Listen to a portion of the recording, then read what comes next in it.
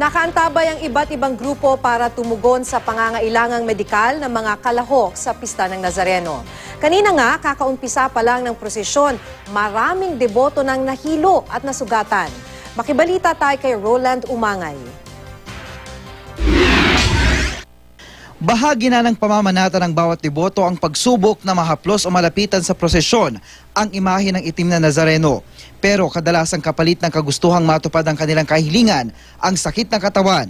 Kasi simula pa lang ng traslasyon kanina umaga, nasa 50 deboto agad ang dinala sa medical team ng Red Cross at DOH sa Quiapo.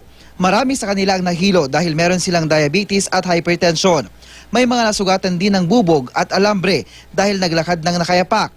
Kabilang sa kanila ang isang debotong tumulong sa pagbubuhat na nagkayup-yuping sasakyan na nakaharang sa daraanan ng mga tao.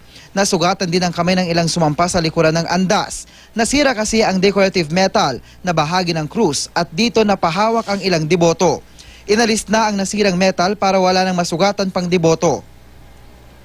Sa Quirino Grandstand naman, nasa 170 agad ang nirespondihan ng MMDA Rescue Team. Alas 12 pa lang ng madaling araw. May ilang nahimatay dahil sa pagkakagulo sa pila. Nahimatay rin ang isang debotong 77 taong gulang sa gitna ng misa.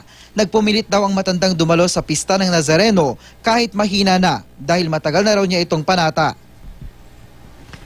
Hindi na bago ang mga ganitong kwento sa taunang pamamanata sa Nazareno. Sa ilang pagkakataon, meron pang namamatay. Noong 2004, isang deboto ang nasawi matapos maatake sa puso dahil sa siksikan at init ng panahon.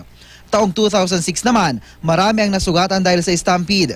Isa ang namatay matapos mahulog sa manhole. Noong 2008, may dalawa ring inatake sa puso at di umabot ng buhay sa ospital. Nagka-stampede din noong 2012.